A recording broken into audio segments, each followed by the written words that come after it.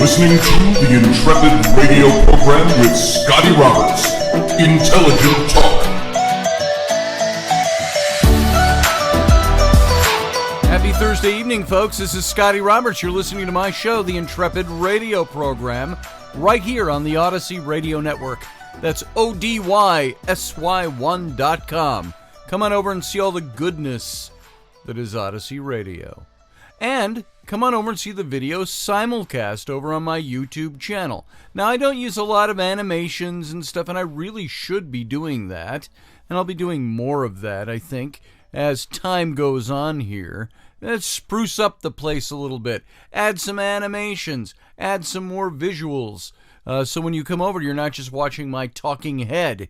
But I want to invite you still to come on over to the video simulcast on my YouTube channel, because this is where we have the live chat room that's going on right now with all your fellow Intrep heads over here talking up a storm. And you can come over to youtube.com/Mr. Scotty Roberts. While you're there, subscribe, hit the little bell, you'll get notifications, and you can join my channel and become a member. If you are not a member of my YouTube channel, just hit join, and it will give you three options, three different ways you can become a member and get some really perky, individualized content. So come on over, take a look, join the chat room right now. And I want to thank you for being here. And Niall pointed out something last night in the live chat, which is valid. He said, have you kind of changed the format of your show? Are you doing, the boldness talk at the beginning and then something else in the middle and then finally getting to the lesson of the night? And, well, I didn't intend for it to be that way, but what I've wanted to do with this show is bring you a little variety. So it's not just, okay, folks, let's turn back in our pages in the syllabus to page 43 where we left off and start up again. Now, maybe some of you like that. We just go right into the content and we dig into it deeper. We're going to get deeper on these things as we go. We're going to keep going on this and get this. But I feel that there are other things we could talk about too. This is not a variety show, but at the same time, I want you to enjoy your time here. I want it to be time well spent. And so that's why I do some of these other things. That's why I go into some of the announcements that I do. Why I go into talking about boldness and courage. I think that these are things that are good for us to know. Now, we all may have our different approaches to life, and we all have our different experiences, but I think that these things that we talk about are all things we need to deal with life, to deal with the people around us, to bolster ourselves in life. And I think that's as important as understanding some of the esoteric things about language, the language of holiness, or the holy language, the sacred language that's out there. Getting back to origins, talking about those things. I think those are important things to understand. Being awake is an important thing to understand, not woke. That's a different thing. That's political. Being awake, being aware that you are awake. Those are important things to understand. History, those are important things to understand. The esoterics of life are important to understand. Spirituality, but also the daily things about living life. Understanding that language had a divine source, and we haven't even defined divine yet. Define divine. We're going to get to that as well. But sometimes that stuff is great to know, but it does you no good if you don't know how to express your boldness. Another thing Niall brought up last night is different colloquialisms or vernaculars of different cultures. Bold over there in Ireland meant, you're a bold one, meaning you're kind of brassy and crass and you step out on a limb. Boldness here in our connotation in the United States has come to mean bravery, putting yourself out there, moving ahead, being bold and unafraid to state your case. And so there is a boldness there. And by the way, Speaking of boldness, I didn't think this was all that bold. This morning we started off with our members only, just a lousy cup of coffee. And the way you can read the title to that is, all I want is a lousy cup of coffee. Here you go, lousy cup of coffee up in the air. And I take my sip. So just a lousy cup of coffee. Morning show at 6 a.m. Central Standard Time. And it's to talk about things for the day. And we got to talking about some stuff, and I find out that there is a restriction already within the hour of that airing. There's a restriction placed on that video saying there's a restriction because it talks about topics that aren't appropriate for everybody. And I thought, what was inappropriate about our discussions this morning? Now, we talked about the topic of Civil War came up. Not as, let's promote Civil War. It was, let's talk about it. Is that where some of these things will head? From one side or the other politically. And was that the inappropriate part? Was it inappropriate to talk about the elections? Was it inappropriate to talk about constitutional challenges to an election? What was the inappropriate part that came up? What was inappropriate? Those of you who were there this morning, and by the way, that was to be a members-only video, and for some reason the chat room wouldn't work in there. There was no title given, so this inappropriateness wasn't labeled on the thing ahead of time, I don't think. But we couldn't get the chat to work. And so we finally just went public with it, and everybody got to see it. We'll see if we can fix that and find out what that problem is. But this morning's show, I'm curious, if you were there, did you feel it was an inappropriate show? Is that something that shouldn't be allowed to be played to everybody? Should people not be allowed to see the chat room? So far, that's what's going on with it. So, moving on, I want to talk about boldness. Was it bold this morning to talk about some of the things we talked about? Was it brassy, or was it, let's talk about stuff. It's okay to be open. What about this news now that Twitter, now this is going to be very different than what I planned to talk about tonight. Where is that? I've got an article up here somewhere about Twitter. And Twitter is launching a new rule now that says, here, let me call this article up. It says, Twitter is to ban harmful false claims about COVID-19 vaccinations.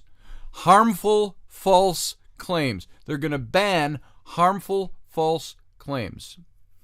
All right, they're going to start removing false or misleading tweets about COVID-19 vaccinations that could be harmful, including false claims that vaccines would intentionally cause harm or control populations, or that invoke a deliberate conspiracy. So you can no longer now on Twitter talk freely about your opinion that there might be a conspiracy theory behind the vaccine. Now, I don't hold that view. I've talked about that view with people. It's what we do here. We talk. What do you do on social media? You talk about stuff. But now you can't even talk about that on Twitter. They will ban your post or ban your whole account if you talk that. Twitter's move brings it in line with policies announced by Facebook and YouTube as well. Is this what's going on with my video from this morning? Did I say something I shouldn't have said? Now, I have some friends of mine on the left who have suggested that, I'm going overboard with this, talking about this Twitter making this ban, that's kind of over. Oh, yeah, well, the media is just going to be at fault for this now. And I say, no, that's not what I'm saying at all. What I am saying is that these sites, who in their inception were created for friends to come together and talk and commiserate. And it has grown into a thing where, yes, there are opinions that are expressed about politics, opinions that are expressed about everything that's gone on, opinions expressed about disease and pandemics and cures and all of that. People express opinions. Now, if an entity decides, because they own it outright, that you can't talk about your point of view on that because they think that might incite conspiracy or conspiracy theorizing, then that becomes totalitarian. If it were government, it would be totalitarian. But it's not government. They have a right to do that. They own the social media network. However, if this were in government, it would be something that would be inviolate of the constitutional right to free speech, if it were government. So what we, the people, have decided now is that the Constitution is a great thing to uphold for the nation. But it doesn't have, the same principles don't have to apply if you're a privately owned business. And so that privately owned business can be as totalitarian as they want, when they're inviting millions of people from the general public to be part of it. But you can't express opinions that go against the company. There is a right to be totalitarian in that setting. But that same totalitarianism is something we would reject on a governmental level, on a nationwide level, on a human rights level. So while our Constitution guarantees certain human rights, you can have social media platforms that deny those social or those human rights. And it's okay for the social media network, not okay for the country. So why does that inconsistency exist in our country? Why can you have a social media platform that you own 100% and you invite everybody in the world to be part of it, but you control the content? Now, when you control a content, they've been free to do that and free of lawsuits and so on, all these big Twitter, Facebook, YouTube, and all of that.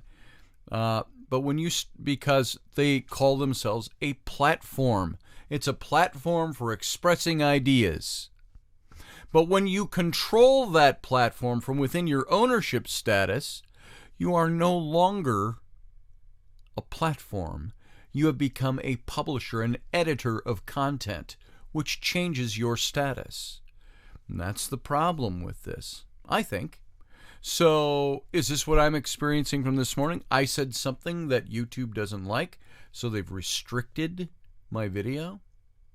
I'm having it reviewed, and I haven't heard back from them yet, but we'll see what they say, and I'll have some conversations with them if I can and find out what they felt was objectionable. And I want them to spell it out for me. If you've restricted my video, tell me what I said that's inviolate of policy or that is wrong-headed. Now, those of you who were there, did you notice? I said, look, you can believe whatever you want about any of this stuff, but here are some of the possible outcomes of all of this. And now Twitter is saying that you can't say anything that they consider to be. It's the headline says Twitter to ban harmful false claims about COVID-19 vaccinations. The big question is, who is the arbiter of what is a harmful false claim? Twitter? If Twitter is the arbiter of that, then they have set themselves up as being the judge and jury on that. Now, they can do that. It's their platform. They own it. But then should they then have the protections of being just a platform, or should they lose those protections because they're actually an editor and a publisher? They are forcing certain ideas on all their members. That's a big question that needs to be answered. Who's to say that Twitter has it right when they ban what they call harmful false claims about vaccinations? Who said they're right?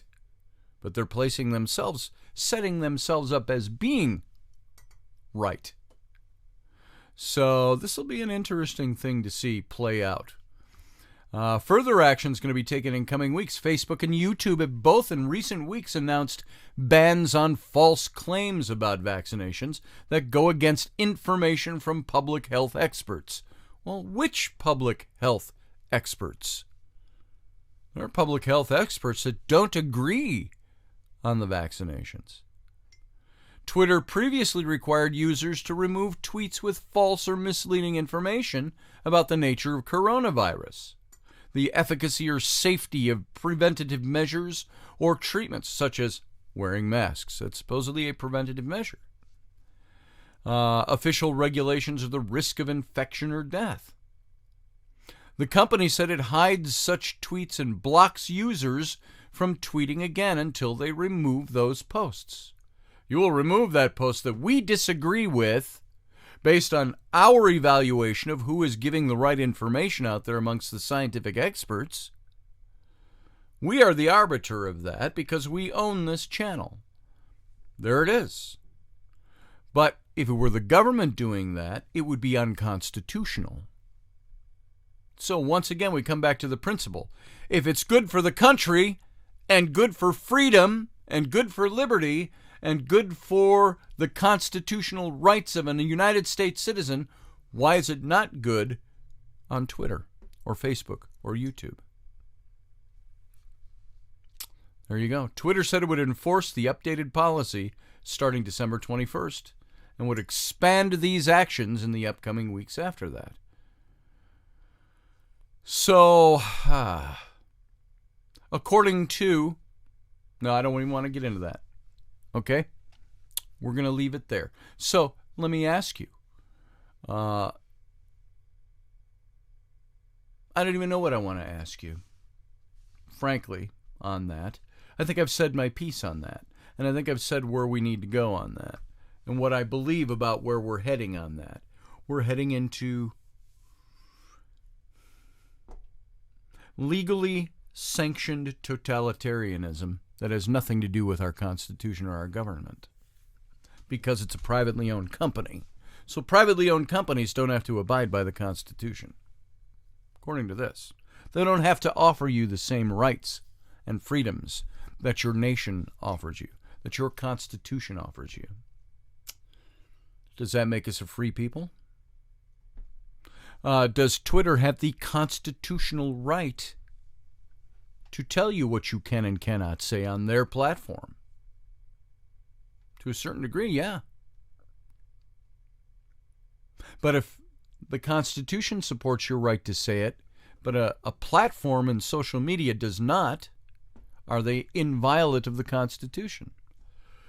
It's a big question. Wrap your heads around it, folks. And where are we? I don't even know where we are on time here. Let's make sure I'm not running over where I'm supposed to be on time. Yeah, we got a few minutes left in this section. So I want to hit our boldness, our spark courage. And let me dig deep here, and let's pull one out of here, out of the box, and let's see where we're at. All right. Out of ways to be bold, I dropped one. I don't think it's like Tarot. I'm not going to go down and pick it up and use that. Find a talisman of lucky or a lucky charm and carry it in situations that call for bravery. What do you think of that? That's what it says. Find a talisman or a lucky charm and carry it on you in situations that call for bravery. What's your lucky talisman? Is it a cross you hang around your neck? A Thor's hammer? A pentacle? What's your lucky talisman that gives you bravery and courage to move forward and to do what you should be doing? Do you have a lucky rabbit's foot in your pocket and that helps you? I've got nothing really anymore that I carry on my person that is a talisman like that.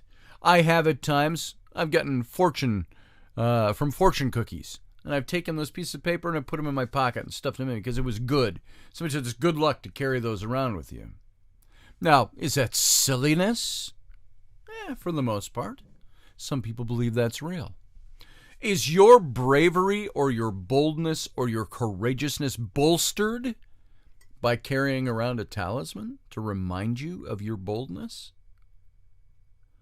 To remind you that you can be brave and bold and courageous when it comes to expressing your ideas?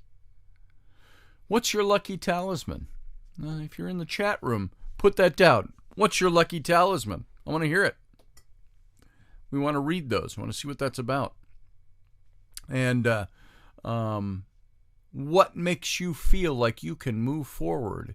Do you need something like that? There's some people, when I was a teen in the youth group, we used to carry little New Testaments in our pocket. That was our talisman. It was the Word of God in our butt cheek pocket. What is your thing? Is it something that actually bolsters you? Is it something you're very attached to? Is it a locket that has a piece of hair or the DNA of somebody? A picture of somebody? A reminder? Is my wedding ring, my 2 wedding rings? One was a pre-wedding ring. The other was not really a wedding ring, but a ring that was smashed out of a smashed old coin dollar and made into a ring. And Rainey bought me that. And so I wear both of those rings on my finger. My ring, my Aragorn ring. My Saint... that ring. I'm blanking on it for the moment. But are these talismans? I like to wear this when I go out. I wear that for a reason. Does that bolster my courage or make me brave? No. Could I live without it? Yeah.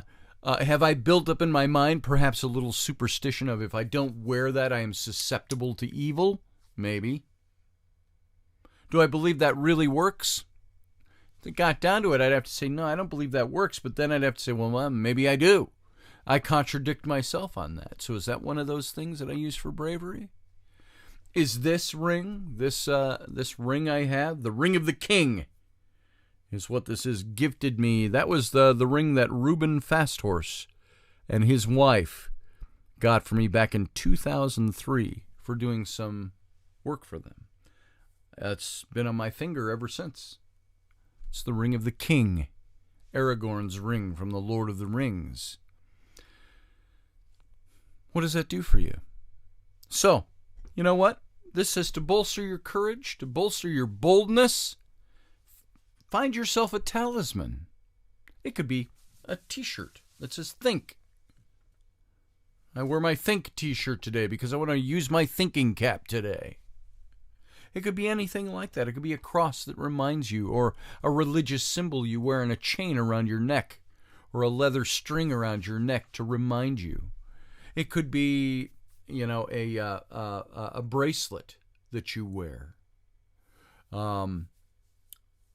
that is supposed to help you clear your energies. One that's symbolic of something. So, maybe you can do that to bolster your courage. Maybe it's a bunch of nonsense and hooey.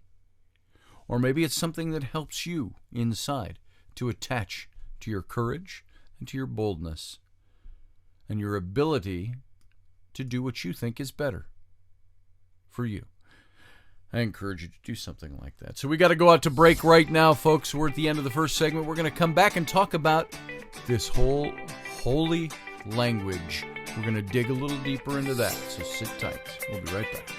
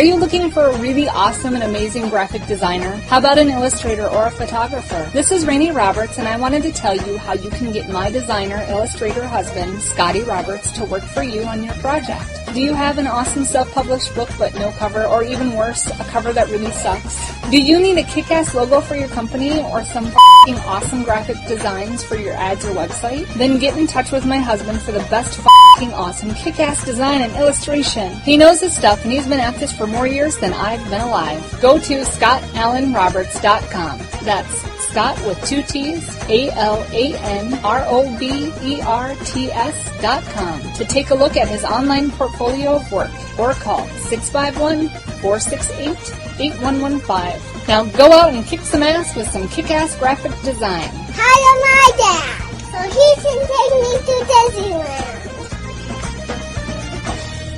All right, gang, thanks for sitting on through that break, and welcome back. This is Scotty Roberts. You're listening to my show, the Intrepid radio program, right here on the Odyssey Radio Network. That's ODYSY1.com. Come on over and see all the goodness that's Odyssey Radio. And you can come over and watch the video simulcast of this show at my YouTube channel and join the live chat room, which is already going on right now if this video hasn't already been restricted by YouTube because I said something naughty somewhere along the way that they disagree with. And so come on over to youtube.com/Mr. Scotty Roberts and enjoy the chat room. Enjoy what's going on. I put my glasses on because I wanted to remind myself when we came back from break to mention something that happened to me early in the wee hours this morning. Now, I don't need my glasses to function. But as you can see, these are not progressive lenses. I think you can barely see, there's a line in there. I have bifocals. And this is my old pair. They're a little beat up. It's almost time to get a new pair of glasses. But my bifocals, so I can see distances when I drive. I don't need them to watch TV, but I like to have them on. They just sharpen things a little bit. I don't have to squint so much. And when I'm reading the computer, it's nice to have the bifocals on so I can see, down below. I can see that small print. I do have a pair of glasses that I had done, these, and I'm getting somewhere with this, so bear with me. I had these just done up. This is a brand new pair, about a month or 2 months ago. That's the pair I use for drawing. This is not bifocals, but it's used so I can get 6 to 8 inches away from something and keep my focus, because when I draw or paint fine detail, I'm bent way over and I'm looking very tightly. So I've got these as a separate pair. But what's interesting is what happened to these glasses this morning, and I want your opinion on it. Now, I don't need your opinion because I can't figure it out. I need your opinion because I want to know what you think about this. Now, you see these glasses? I've got 2 lenses in them, right? One for each eye. When I go to bed, usually within a half an hour after I do the radio show at night, once that show is closed, that's about 10:30 here, sometimes 11 o'clock, and I'll go upstairs. And Rainey's she's either awake or asleep. She's still got the TV going. I wear my glasses upstairs. You know why? I want to see the television. When I lay in bed, I don't like to squint to see things. I can see what's going on, but it bothers me enough that I put on my glasses. And so I brought my glasses up, and she had a veterinarian show of some kind or something playing last night, and I laid down and I fell asleep almost right away, and I woke up in the same position. I had my glasses on, so I took my glasses off and I set them on the nightstand. All right? Boom, done. Go to sleep. I do that every single night, almost without fail. That's the procedure. I go upstairs, I have my glasses on, I watch a little TV, I take them off, put them on the nightstand. She's either still watching or she's shut it off, and I go to sleep. I get up in the morning and I put my glasses on. Well, this morning, I get up, and I'm sitting and it's dark. Nobody's up because I got up around 5:30 so I could do the 6 o'clock show. I slept in till 5:30 today. And I'm looking for my glasses, which I had put on the nightstand. And I look around, and what do I find? I find one of the lenses, just one of them, is on the nightstand. And I thought, Why is that apart? What did I roll over on my glasses or something and then take them off and put them on the nightstand? The lens was falling and the lens popped out or something. So all I do is I remember putting the glasses, the pair, on the nightstand. Well, all there is the lens, one single lens, this one. And so I look all around. I look under the bed. I look around the nightstand. I look in the bed. There's no glasses. The pair of glasses is not there. Well, why is just the lens? So I pick it up and I put it in the pocket of my shorts, which I was wearing to bed. And I went downstairs and I looked. Maybe I left them on my desk. But then I'm thinking, why would only one lens be on the nightstand? So I go into the bathroom. And I look in the mirror to, splash water on my face for the morning show. And there's my glasses sitting like this. We have a tall white cabinet. It's about this tall in the bathroom, about eye level. And my glasses are sitting right on the corner like this, with no lens in one side. And I pull out and I got the lens in my pocket. I said, how did my glasses get down to the cabinet top in the bathroom and only one lens still up on the nightstand? I didn't come down at any point in the night. I don't sleepwalk. I got up once in the middle of the night and walked to the bathroom and back, but I didn't need my glasses for that. And so here is the mystery. And it immediately has your head going because of all the paranormal research we do, all the things we've run into, all the evidence where if it was an election, the evidence wouldn't count. That's not evidence. There's no such thing as ghosts. But the evidence I've seen, recordings, EVPs, things on film, things I've caught in pictures, things I've seen moved, all of that kind of stuff. The first thing that hits my mind, and I asked Rainey, I said, did you move my glasses off the nightstand last night for any reason? No. And she didn't go downstairs. None of the kids did. None of the kids came in and took the glasses off the nightstand and popped the lens and brought them down and put them in the bathroom. Nobody did that. And I was the first one up. So how did my glasses, which I wore to bed, have a lens popped out, still remaining on the nightstand by the bedside, and then find my glasses downstairs on the main floor in the main bathroom, laid neatly upside down like this, like I had taken them off and laid them like this? How did that lens, if I popped the lens when I did that, how did the lens get upstairs? So there you go. There's my mystery for the day. If you've got an answer for that, let me know what you think it is. Let's move on. Now we've got a little bit of time left here. I'm trying to see how much time exactly. I don't know. We have to end in about 20 minutes, thereabouts. 21 minutes. So let's move on with this, and let's talk about our topic that we left off on last night. We're talking about this holy language, something that existed that was given to us from the divine. Something that I am claiming is a language that has existed long before there was the formulation of varied languages. So, let's look at a definition of divine. What is divine? It's of, from, or like a god or God himself. That's what divine is. Divine is God, according to a basic definition.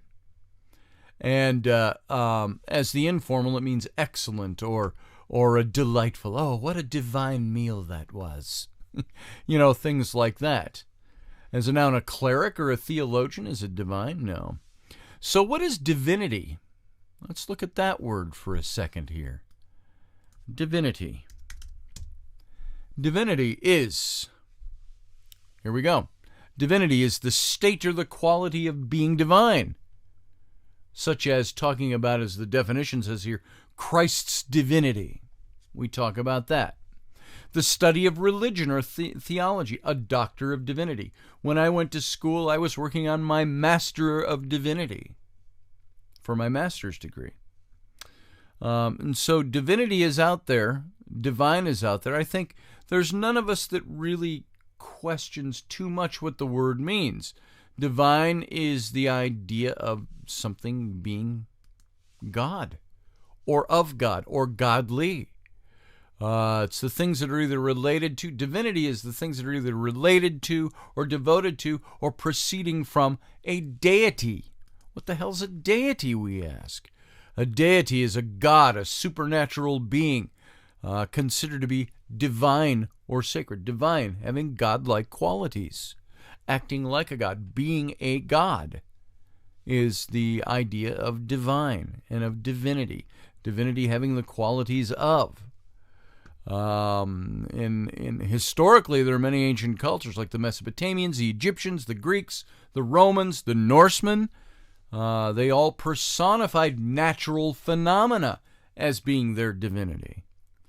Various as either deliberate causes or effects. Lightning was a divinity. So lightning became associated with who? With Zeus, who would throw lightning bolts. Some Avestan and Vedic details are viewed as these ethical concepts that became divinity. In Indian religions, deities were envisioned as manifesting within a temple. And every living being's body, as sensory organs and minds, were considered divine. You are divine. You are divinity. And so it's having this, divine is having the nature of God within you. And so it became, divine becomes a thing sometimes of interpretation. Is divine an entity, a God that exists out there, up there, around there, somewhere? Or is divinity us, what dwells in us, who we are truly? And so on. And so this whole idea of there's no universal accepted consensus on what a deity is, what divine is, and concepts of deities vary considerably across cultures. And I would say that there's more controversy, if you will, or difference of opinion over what a deity is versus what is divine. Divine is simply godly. That's how we have defined that word. And so to look at that and try to understand it, divinity or divine is something that is of God. So when I say that language is something that was given by God in its original form, and language has a mathematical system that it follows, a systemic form that it follows, like the rest of the universe. And you can go down and you can say Hebrew, ancient Hebrew, is probably one of the first prototype languages ever written. And the interesting thing is, we looked when we were ending last night's show, we were talking about the Hebrew letter of B, or Bet, and it's from the Hebrew word Barashith, which reads in English, in the beginning. This was in Genesis 1:1. The first letter of the Bible is Bet, the letter B in Hebrew. And this is what the actual Hebrew word, well, I can't show you what it looks like. Again, I don't have a diagram of that up. But now the Hebrew letter, Bet, has this individual symbolic meaning that is attached to it, which represents a tent or a house, to enter somewhere, into some dwelling. It's almost as if it's an invitation to come in and dwell. Bet. Expressing that herein the answer would be found. And this is the key to understanding some of this divine language that matches this spiral quality of the universe. It's one thing to be visionary about something. It's a totally other thing to appear credible about your visionary stuff. So if you think, well, this is divine language, how can you prove that? How can you be credible with that? If you take the very first Hebrew letter, Bet, and the form of it, and you wrapped or spiraled a bendable wire around that letter to match that letter, take a little wire like a bread, twist tie. Take that thing and wrap it and create the letter. You spiraled it with this bendable wire with the approximate measurements of unit growth that is found in nature, which expands, furls out, it increases by unit growth. When you begin to handle and observe this form, as you take a wire and create the letter bet out of it, you can catch sight of something unexpected. When I had turned the one prototype form around in different directions, this wire that created the letter bet, and held it, when you turn it around in different directions, upside down, backwards, tilting in at different angles, you're able to see other Hebrew letters in it. And amazingly, you can see that this is a prototype form, and it's formed from nature's law. It produces all the 22 letters of the Hebrew alphabet. And now there's no other alphabet in the entire world that does this, that forms its entire alphabet from one prototype form, while mathematically utilizing the law of nature. So you can quickly realize when you do this little experiment that what I discovered, it was not only an intelligent design, but what we will dub a divine design. Why divine? Because it matches the originator, the creator, the creation of the universe. Now, let me see if I can explain this a little better. Take the letter B in Hebrew, the bet. It's found at the very beginning of the Bible. You know, and maybe I ought to... I don't want to take the time to do this while we're doing the show, and I should have done this ahead of time to show you the letter bet, to show you what you can do by bending and twisting this letter. Hold on. Let me find it here. Here we go. I got a picture of doing this. All right. Let's see if I can show this to you. Oh, I might not be able to. I can't show this to you. I'm going to have to do it maybe tomorrow's show. I can do this. This is all individual pictures.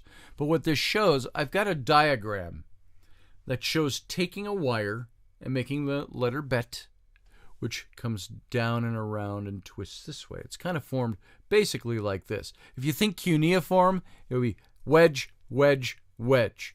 In the Hebrew, it curves down, it loops around and curves off to the end. Now you take that and you turn it this way, and you have the Alf. You turn it upside down and backwards. You got the Dalet. You turn it this way so it angles more at you. You've got the Gimel, and it goes all the way through Yav, He, Chet, Zayin, Yud, Tet, and so on and so forth, all the way through the Hebrew language. This one piece of wire, without changing it, if you twist it, turn it, move it backwards, it creates every letter in a 2 dimensions. So as you look at it, it creates every letter in the Hebrew alphabet. So with that prototype form, you turn it in different directions, upside down, sideways, you begin to see that this particular form produces every letter in the Hebrew language. And so I'll show that diagram to you. If I import it now, it's going to take forever to call it up and show it to you in this particular video. But I'll show that to you. And I'll show you these photos where we can see that the form is authentic since it matches in shape and form almost mathematically. And it's indistinguishable with, say, something like the conch shell. And that unit of growth and divine. You take and set this next to a conch shell, then take the conch shell and turn it. It does the same exact thing that this letter does. And so, and then you've got these diagrams of all the different letters in the alphabet. I'll put that together for you and show you tomorrow. So, this form is authentic. It matches shape and form, and mathematically it's indistinguishable. Remarkably, even though the numbers are the same, mathematically 1.08, a conch shell is still exponentially increasing in growth. Therefore, it's maintained its original pattern throughout the growing process. In nature, you've got this same thing. So as we can see, much like the one prototype form that's been shown to produce all the Hebrew letters, the shape as well, that is mathematical in basis, always remains the same. This is the sacred spiral concept in the universe. There is a divine prototype source to language. We can clearly see that it follows that God is a God of order. If replace God with creator, with originator, the divine, the deity. It's a deity, it's a God of order who's put intelligent design. Get that out of the scientific category for a minute, where they fight evolution by saying there's intelligent design. It's the same thing. It's similar. We're not talking about that so much. As we're saying, there's intelligent design to the universe. Even Einstein admitted that there was intelligent design behind the scientific unfolding of the evolutionary process. And so God is indeed a God of order. And he's put intelligent design that conforms to the mathematical law of things that grow in nature into all of his creations, including Scripture, if you will, the language of the Old Testament Hebrew, ancient Hebrew. The Word, the Logos, the thing that was spoken, the Word that was spoken that created everything out of nothingness, as the Bible tells us rather poetically. And so there's undeniable evidence of order in the universe, in all aspects of nature, and in language itself. And moreover, there's also this evidence of divine design that exposes the deep connection between nature and God, or a divinity. It's the very language of nature that's embodied in a written language that is both divine and yet comes to us on a human level. Humans created it. Humans wrote it down. Where do we get it from? It's been passed down to us through the giving of the Torah at Mount Sinai. It's transcribed directly from the finger of God to Moses, according to the book of Exodus. And now, you can place your different interpretations on that, what you think that means, who you think that was, what was the great Logos, what was the great divinity, who was the great divine. But basically, for the sake of the conversation, it was God gave it to Moses, written by his own hand. So incidentally, Exodus 31:18, which is reiterated again in Exodus 32:16 and Deuteronomy 9:10, is the only place in the Bible which God writes directly to us in his own finger. And so, in fact, it's so important that the master template, God chose to inscribe it himself. He said, here it is. I'm going to write this for you. All right? Got this? I don't want there to be any mistakes. I'm writing this for you with my own hand. So looking at it from a different aspect, there are some people who might come to the conclusion that this is all a work of natural selection. It's basically evolution. They believe that perhaps someone in the distant past, many centuries or even millennia ago, picked up a shell, admired the form, then developed writing from it, and arbitrarily decided it was holy because it was part of the mysterious natural world that was not fully understood at the time that somebody picked up that shell and looked. But there happens to be references mentioned about this holy writing in several ancient texts, and none of them confess to creating this language from shells or other sources or looking at the universal spiral of the universe, but only from the direct dictation of God himself. And these ancient texts, of course, are all biblical in nature, but listen to these. You got Exodus 31:18. When the Lord finished speaking to Moses on Mount Sinai, he gave him the 2 tablets of the testimony, the tablets of stone inscribed by the finger of God. Now, is this meant to be literal or figurative? Exodus 32:16, the tablets were the work of God. The writing was the writing of God, engraved on the tablets. Deuteronomy 9:10, the Lord gave me 2 stone tablets inscribed by the finger of God. On them were all the commandments the Lord proclaimed to you on the mount out of the fire on the day of the assembly. Now, as a side note, the Lord gave me 2 stone tablets inscribed by the finger of God. Lord and God, 2 different beings.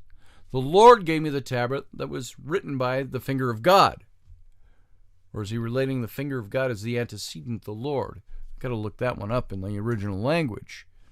In the Hebrew, is the Lord the God who wrote with his finger? Or is that God somebody that the Lord was presenting his work, the way it sounds? The Lord gave me the 2 stone tablets inscribed by the finger of God. So that's interesting. So the significance and the purpose of the Hebrew letters can be found in another ancient book called the Kabbalah. And this is, I was mentioning that when I was talking about like the bracelet for the talismans, and there's by the Kabbalah you can do the little red string that you tie on. That's supposed to soak up, in essence, soak up all the evil, the wrongdoing, and you keep it on until it falls off. But the book, the Kabbalah, is said to be around 2,000 years old, possibly older, which also perhaps filtered its way down from Mount Sinai with Moses. Kabbalah was not actually a book at first. It was an oral set of discussions of the Jewish people that transpired from mouth to mouth while attempting to understand the science behind the Torah. And so within the Kabbalah, there is a text called the Sefer Yetzirah. And it's known as the Book of Creation or the Book of Formations. This is from the Kabbalah, which seeks to explain that the Hebrew letters are God's building blocks of all of creation. This is some of the rabbinic discussion that was going on about the creation, about the Torah. The Sefer Yetzirah. And yet an even older book exists, the Book of Enoch. Now, the Book of Enoch only dates to about the 400 or 500s BCE, the ones that we have. I say that's when it was written. But folks, like the Septuagint, the 72 rabbis who went after the Babylonian captivity to Egypt, to the Library of Alexandria, to reconstruct the Old Testament scriptures, and they came up with the Septuagint, the Greek version of the Old Testament, which is basically what you have in the English version in your Bible now. You've got the Septuagint in your Bible. It's just translated to English, if you're English speaking. That was written in the 400s to the 500s BCE, after the post-Babylonian captivity. Does that mean that that's all the older that those books are? Well, that's all the older the Septuagint is, the rewriting of much older books. It's the same thing with Enoch. They say, well, Enoch only dates back to, about the same time Berosus, who was writing the Septuaginta, all of these the same time period. Well, these are much older books that were rewritten, recompiled. So the Book of Enoch, although many people claim that the versions we have today aren't authentic, the book and its knowledge would be approximately 5,000 years old. And Enoch existed before the Great Flood. He was the great-grandfather of Noah, as is recorded within the genealogy of the Old Testament, the Bible, the Torah. And in his book, Enoch speaks about being shown weights and measures from God, and his appointed angel, which Enoch recorded. And these have been suggested to be the Hebrew letters, which were described not only as mere letters, but also as measurements in the form of vibratory keys. So Enoch is mentioned in the ancient books of Jubilees as being the first person on earth to learn writing. The Book of Jubilees. The Book of Jubilees was written about 2,000 years ago. Jubilees 4:17 says, "And he was," speaking of Enoch, "the first among men that are born on the earth who learned writing, and knowledge and wisdom, and who wrote down the signs of the heavens according to the order of their months in a book, that men might know the seasons of the years according to the order of their separate months. That's in the book of Jubilees. There have been many other books and texts penned that elaborate on these sacred texts in the last couple of centuries.